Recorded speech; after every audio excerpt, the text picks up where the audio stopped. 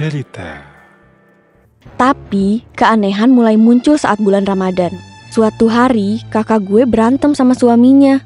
Ternyata kakak gue ditalak dengan cara yang lazim. Peringatan, animasi ini dibuat dengan tujuan sharing pengalaman pribadi sang pengirim cerita. Dimohon untuk menghargai cerita tanpa menyudutkan beberapa pihak. Selamat menonton.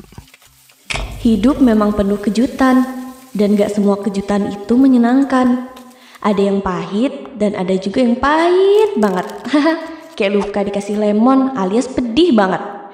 Tapi dibalik itu semua, kepedihan itu memberi pelajaran yang berharga. Halo Sobat GPC, kenalin, gue Nita. Gue punya seorang kakak cewek yang perjalanan cintanya penuh adrenalin. Yap, ini adalah kisah kakak gue, wanita yang jatuh berulang kali dalam pernikahan, bukan pacaran ya. Kisah ini bukan karena dia gampang buat jatuh cinta, tapi ya karena takdir selalu membawanya melewati ujian demi ujian sebelum akhirnya menemukan cinta sejatinya. Jadi, kakak gue sempat mengenyam pendidikan di pesantren selama 3 tahun. By the way, kita hanya 2 bersaudara. Kebetulan, ortu gue saat itu punya warung kecil-kecilan. Singkat cerita, ada nih satu cowok datang ke warung mau beli kopi.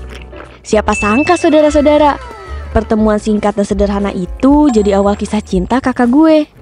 Setelah beberapa bulan mengenal satu sama lain, dan cowok itu ngajak ortu gue buat ketemu keluarganya, terungkaplah kalau dia adalah seorang duda. Kakak gue gak keberatan, asalkan cowok itu belum punya anak. Kakak gue ngerasa cocok dan mereka memutuskan tunangan dan menikah di tahun 2015. Saat itu gue masih berusia 11 tahun. Sementara kakak gue hampir beda 10 tahun lebih tua dari gue. Awalnya kehidupan pernikahan mereka terlihat harmonis. Orang tua gue bahkan kasih rumah dan motor sebagai hadiah pernikahan ke mereka. Tapi keanehan mulai muncul saat bulan Ramadan. Hampir setiap malam, di saat semua pergi sholat tarawih, kakak ipar gue malah ngajak pergi kakak gue ke rumah saudaranya. Bilangnya sih mau main aja atau silaturahmi. Ya kakak gue ikut-ikut aja kan. Pas di perjalanan, kakak ipar gue melipir ke minimarket buat beli susu balita gitu. Dan selalu begitu, kalau mau ke sana pasti mampir beli susu dulu. Ya kakak gue yang polos gak pernah curiga dan gak pernah nanyain apa-apa juga. Nah kakak ipar gue nawarin ke orang tua gue buat beli tanah di daerah tinggalnya. Karena mungkin ortu gue mikirnya bisa buat investasi, jadi dibelilah itu tanah. Nah dari sinilah ceritanya gong banget. Suatu hari kakak gue berantem sama suaminya. Bukannya diselesain dengan kepala dingin dan turunin egonya, suaminya malah pergi keluar rumah bawa baju-bajunya tanpa pamit. Kakak gue pun ceritain kejadian itu dong ke ortu. Besoknya ortu pergi ke rumah kakak buat cek kondisinya. Ternyata kakak gue ditalak dengan cara yang gak lazim. Yap, lewat SMS cuy. Dikata pernikahan ini kayak pesen makanan lewat ojol kali ya. Akhirnya kita telusuri dan cari tahu kakak ipar gue ke sekitar rumahnya. Tanya tetangga juga. Soalnya kalau nanya ke saudara sama aja ditutup-tutupin juga kan. Ternyata selama ini dia sering beli susu balita itu untuk anaknya dari istri sebelumnya. Dari situ ortu gue kaget, sakit hati, marah, semua jadi satu. Dan lo tahu, tanah yang sebelumnya udah dibeli ortu gue ternyata udah duluan dijual sama tuh anak lomang. Jadi pas ortu gue udah bayar, langsung disurvei tanahnya. Udah cocok dari tempat yang cukup strategis. Alhasil ortu mau langsung bikin ruko di atas tanah itu. Langsung dibangun dan udah rampung 70%, tinggal finishing. Gak ada angin, gak ada hujan. Tiba-tiba ada yang datengin ke tanah itu dan marah-marah sambil lempar-lemparin bata. Nyuruh tukang buat berhenti kerja dan bilang kalau itu tanah dia. Ya nyokap kesel lah, langsung deh tuh ditunjukin sertifikatnya. Orang itu juga nunjukin sertifikatnya. Alhasil jadi berebutan dah. Nyokap gue sama orang itu akhirnya bawa kedua sertifikatnya lah ke notaris. Jadi ternyata sertifikat yang punya ortu gue itu yang palsu. Sindikat kriminal emang nih orang. Dari situ kakak gue pulang ke rumah.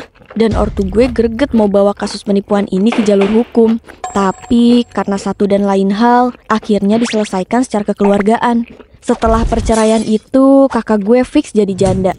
Mama gue bener-bener kepikiran sama nasib kakak dan akhirnya jatuh sakit. Udah dibawa berobat ke sana kemari, tapi gak kunjung sembuh. Akhirnya mama dibawa ke ustadz yang ahli gitu. Dan ternyata ini ada sangkut pautnya sama ulah si mantan suami kakak. Mama dikirim guna-guna, tapi Allah berkehendak baik. Mama akhirnya bisa sembuh dari penyakitnya. Setelah semua luka dari pernikahan pertamanya mulai sembuh, ada seorang pria lain hadir dalam kehidupan kakak gue. Mereka berkenalan, saling cocok, dan akhirnya memutuskan menikah. Gue sempat berharap kali ini kakak gue benar-benar akan menemukan kebahagiaannya. Tapi namanya cobaan pasti banyak kan. Kalau dikit mah namanya cobain ya. Cobaan kakak gue pun belum berakhir. Kakak gue diuji banget kesabarannya. Pada malam pertama setelah resepsi, mereka stay di hotel kan karena acaranya memang di sana. Pas malam tiba, saatnya unboxing tiba, kiu. Walaupun kakak gue udah pernah nikah, tapi tetap aja deg-degan. Kakak gue cerita, dia udah wangi, pakai baju dinas yang kayak Batman, dan udah siapin wewangian ruangan. Pas naik ke ranjang, si kakak dianggurin, alias suaminya ketiduran. Kasian banget tuh Batman dianggurin. Ya kakak gue pikir, maklum capek abis resepsi kan. Besoknya pun kakak gue lakuin itu, tapi ganti kostum jadi suster ngesot cenah. Tapi bener-bener gak disentuh sama sekali sama suaminya dan sibuk main games. Hari-hari berlalu, kakak gue udah nyiapin kostum dinas terbaiknya pokoknya mah. Boro-boro diendus, dilirik sama suaminya aja enggak. Sampai-sampai nih ya, kalau kakak gue naik ke ranjang, suaminya pindah tidur di sofa. Sampai kakak gue mikir, apa yang salah ya sama dirinya. Akhirnya jiwa FBI-nya beraksi. Kakak gue cari tahu alasan kenapa dia begitu terus seminggu ini. Dan yang bikin kakak gue terkejut, suami kakak gue ini ternyata gay. Gay bro. What are you gay? You are gay.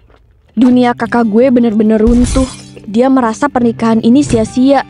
Dengan tegas, kakak minta cerai. Ya iyalah, raganya sama dia tapi batinnya sama lekong-lekong berotot, Cin. Belum genap 1 bulan, pernikahannya pun berakhir. Kakak gue mencoba melupakan kepahitan yang terjadi dan hidup harus terus berjalan. Dan di tahun 2018, kakak deket lagi dengan pria baru. Kali ini masih sedaerah yang sama.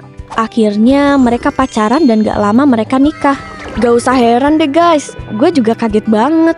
Kakak gue demen banget nikah dah, kayak lagi main temjon. Sang suami kakak gue pun memahami status kakak yang pernah menikah 2 kali sebelumnya.